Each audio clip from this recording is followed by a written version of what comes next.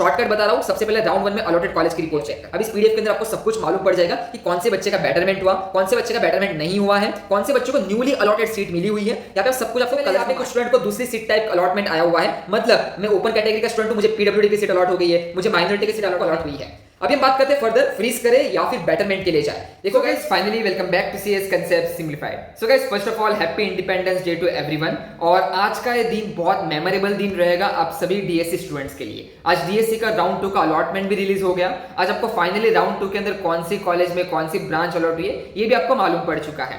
तो गाइस, सबसे पहले कमेंट सेक्शन के अंदर जरूर कमेंट करके बताओ कि राउंड 2 के अंदर आपका अलॉटमेंट क्या आया, कौन सा कॉलेज और कौन से ब्रांच में आपका एडमिशन हुआ है। प्लीज कमेंट सेक्शन में जरूर कमेंट करके जाना।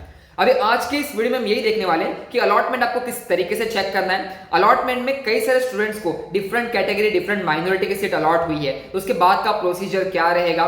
उसके बाद जिन बच्चों को अलॉटमेंट नहीं आया, अलॉटमेंट नहीं आने के बाद राउंड 3 के लिए आपको किस तरीके से प्रोसेस करना है, और आपके लिए राउंड 3 बहुत इंपॉर्टेंट है जिनको भी अलॉटमेंट नहीं आया।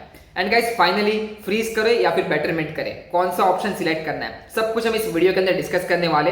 सो make sure to watch this video till the end. So guys, finally आप सब लोग स्क्रीन के ऊपर देख सकते हो। आपको ये वीडियो जरूर एंड तक देखना है, कोई भी पार्ट मिस आउट मत करना। सबसे पहले डैशबोर्ड पे आना। डैशबोर्ड पे आने के बाद इंस्टीट्यूट वाइज अलॉटमेंट लिस्ट आपको चेक करनी है। अभी इंस्टीट्यूट वाइज अलॉटमेंट लिस्ट के अंदर आपको हर कॉलेज में हर ब्रांच में कौन सा बच्चे का एडमिशन हुआ सारी डिटेल में रिपोर्ट आपको मिल जाती है। तो यहाँ पे आप जैसे ही जाओगे, यहाँ पे आप देख सकते हो कैप राउंड 2 के अंदर पूरी रिपोर्ट्स आ चुकी है सारे बच्चों की। तो यहाँ पे क्या करना है, आपको जो भी राउंड 1 के अंदर कॉलेज अलॉट हुआ है सबसे पहले उस कॉलेज की रिपोर्ट आपको चेक करनी है। शॉर्टकट बता रहा हूँ, सबसे पहले राउंड 1 में अलॉटेड कॉलेज की रिपोर्ट चेक करना। तो यहाँ पे आपको जाना है, आपको जो कॉलेज अलॉट हुआ है उसका नाम सर्च करो। सर्च करने के बाद यहाँ पे आपको मिल जाएगा वो कॉलेज, और उस कॉलेज की राउंड 2 की पीडीएफ आपको एक्सप्लोर करनी है। अब ये पीडीएफ बहुत इंपॉर्टेंट पीडीएफ है। अब इस पीडीएफ के अंदर आपको सब कुछ मालूम पड़ जाएगा कि कौन से बच्चे का बेटरमेंट हुआ, कौन से बच्चे का बेटरमेंट नहीं हुआ है, कौन से बच्चों को न्यूली अलॉटेड सीट मिली हुई है। यहाँ पे आप सब कुछ आपको कलर्स में मार्क्ड है। यहाँ पे आप देख सकते हो ग्रीन कलर। अभी green colour indicates betterment in the choice code, मतलब जो बच्चे का बेटरमेंट हुआ है वो ग्रीन कलर में मार्क्ड होगा। Blue colour indicates betterment in the seat type, उनको वही कॉलेज के अंदर सीट टाइप में चेंज आया हुआ है। Red colour indicates there is no change, मतलब उनका बेटरमेंट नहीं हुआ। राउंड 1 के अंदर जो उनको सीट मिली थी वही सीट आगे कैरी फॉरवर्ड हुई है, उनका कोई भी बेटरमेंट प्रोसीड नहीं हुआ है। ग्रे कलर इंडिकेट्स कि वो बच्चे ने कॉलेज में एडमिशन ऑलरेडी ले रखा हुआ है, उन्होंने फ्रीज करके कॉलेज में एडमिशन कंफर्म कर दिया है। और black colour indicates newly allotted seat, मतलब जो बच्चों को न्यू अलॉटमेंट आया वो ब्लैक कलर के अंदर आपका मार्क होगा। यहाँ पे आप देख सकते हो हर एक चीज आपको यहाँ पे कलर में मार्क दिखेगी सीट टाइप के अंदर। यहाँ पे आप देखोगे तो यहाँ पे रेड कलर में है, रेड कलर मतलब इनका बेटरमेंट नहीं हुआ, राउंड 1 के अंदर जो मिला था वही उनके पास है। और आपका ग्रे कलर के अंदर है, मतलब उन्होंने ऑलरेडी एडमिशन कंफर्म करके फी पेमेंट करके डॉक्यूमेंट सबमिट करके सिक्योर करके रख दिया है, फ्रीज कर दिया मतलब इन्होंने। अभी मैं थोड़ा नीचे जाऊंगा। हम जिस बच्चे के लिए सर्च कर रहे हैं उनका नाम है काव्य शेत। तो यहाँ पे आप देख सकते हो काव्य शेत। तो काव्य शेत का भी बेटरमेंट नहीं हुआ, उनका भी रेड कलर में ही मार्क्ड है, मतलब उनको राउंड 1 में जो सीट मिली थी वही सीट उनके पास है। अभी यहाँ पे आप देख सकते हो कुछ बच्चों का ग्रीन कलर में आया हुआ है। ग्रीन कलर का मतलब उनका बेटरमेंट हुआ है, उनको नई चॉइस कोड के हिसाब से नई बेटरमेंट कॉलेज वाली सीट मिली हुई है, तो इनका ग्रीन कलर में मार्क्ड होकर आपको मिल जाएगा। और यहाँ पे ब्लैक कलर मतलब न्यूली अलॉटेड सीट, मतलब उनको राउंड 1 में अलॉटमेंट नहीं था, राउंड 2 के अंदर न्यूली अलॉटेड सीट मिली है, इसलिए यहाँ पे इनका ब्लैक कलर में मार्क्ड है। इस तरीके से आप चेक कर सकते हो कि कौन से कॉलेज में कौन सी ब्रांच में कौन से बच्चे का एडमिशन हुआ। डायरेक्टली यहाँ पे आप जाके सर्च भी कर सकते हो, कंट्रोल F दबा के आप सर्च कर लेना। बाकी इंस्टीट्यूट वाइज अलॉटमेंट की लिस्ट आप चेक करो। आपको जो राउंड 1 में कॉलेज मिला था सबसे पहले उस लिस्ट में आपको अपना नाम सर्च करना है। अगर उस लिस्ट में नाम नहीं मिल रहा तो फिर आपने जो प्रेफरेंसेस डाले थे उसके ऊपर का प्रेफरेंस वाला कॉलेज चेक करो, या तो फिर उसके ऊपर का प्रेफरेंस वाला चेक करो, क्योंकि आपको बेटरमेंट मिला होगा, क्योंकि अगर आपको करस्पॉन्डिंग राउंड 1 के कॉलेज में आपका नाम नहीं है इसीलिए। तो इस तरीके से आपको डिटेल में जाके चेक करना है। इवन अगर मैं आपको बताऊं, अगर आपको लॉगिन करके चेक करना है, जैसे आप अपने पोर्टल के ऊपर लॉगिन करते हो, या जैसे आप देख सकते हो स्क्रीन के ऊपर मैंने लॉगिन किया। लॉगिन करने के बाद यहाँ पे मैं जाऊंगा टेक्निकल एजुकेशन में डायरेक्ट सेकंड ईयर में। तो यहाँ पे आप मैं डायरेक्ट सेकंड ईयर के अपने डैशबोर्ड के ऊपर आऊंगा।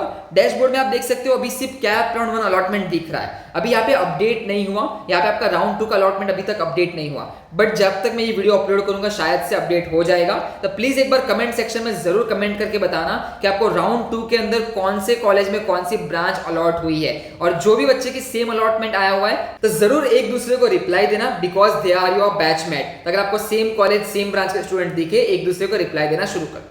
अभी हम बात करते हैं आगे का प्रोसेस क्या रहेगा। सबसे पहले यहाँ पे कुछ स्टूडेंट को दूसरी सीट टाइप अलॉटमेंट आया हुआ है, मतलब मैं ओपन कैटेगरी का स्टूडेंट हूँ, मुझे पीडब्ल्यूडी की सीट अलॉट हो गई है, मुझे माइनॉरिटी की सीट अलॉट हो गई है, भैया अब क्या करूँ। देखो घबराने की बात नहीं है, वहां पे कोई पीडब्ल्यूडी का स्टूडेंट नहीं था, कोई माइनॉरिटी का स्टूडेंट एडमिशन लेने के लिए नहीं था, इसीलिए आपको वो सीट टाइप मिली हुई है, इसलिए वो ओपन कैटेगरी में कन्वर्ट हो गई है। जैसे मैंने प्रीवियस वीडियोस में बताया था कि राउंड 2 के अंदर जो भी वैकेंट सीट्स होती है वो ओपन के अंदर कन्वर्ट हो जाती है। सेम प्रोसेस यहाँ पे राउंड 2 के अंदर कन्वर्ट हो गया है। अगर आपको दूसरी सीट टाइप मिली, टेंशन मत लो, आपको अपनी फीस अपनी कैटेगरी की ही भरनी है, आपको डॉक्यूमेंट्स अपनी कैटेगरी के डॉक्यूमेंट सबमिट करने जो यहाँ पे आपकी कैटेगरी मेंशन्ड है। अलॉटेड सीट टाइप मत देखो, वो आपकी वैकेंट थी इसीलिए आपको अलॉट हुई है।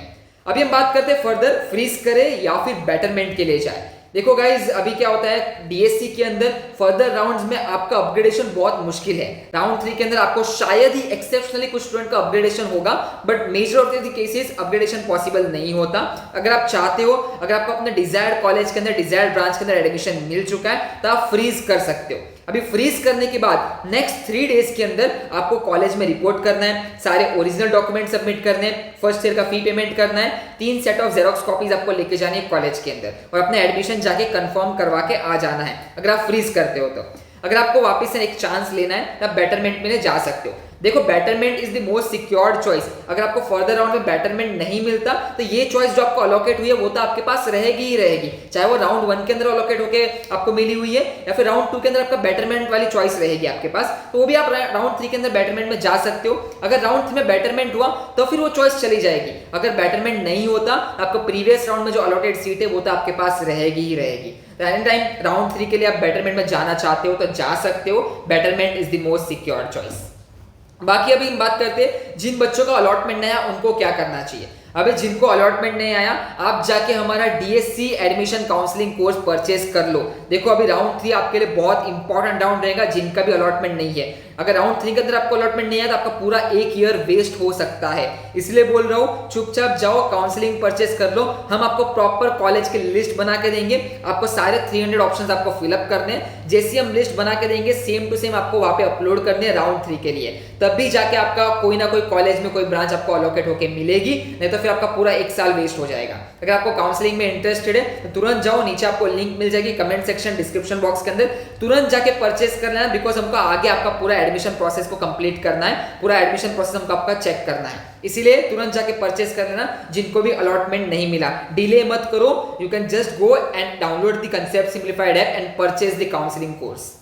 चलो फिर गाइस यही था। बाकी कमेंट सेक्शन के अंदर जरूर बताओ कि आपको कौन से कॉलेज के अंदर कौन सी ब्रांच अलोकेट हुई है, और एकदम अच्छे से डिटेल में एनालाइज करो कि वो कॉलेज के अंदर वो ब्रांच के अंदर कितने बच्चों का चेंजेस आया है, कितने को बेटरमेंट मिला, कितने को बेटरमेंट नहीं मिला, कौन से नए बच्चे हैं जिनका एडमिशन फ्रेशली हुआ है, सब कुछ आपको इस रिपोर्ट के अंदर देखने को मिल जाएगा। तो कमेंट सेक्शन में जरूर कमेंट करो, और सेम कॉलेज सेम ब्रांच के बच्चे हो तो रिप्लाई देना शुरू कर दो, बिकॉज वही आपके बैचमेट भी होने वाले हैं।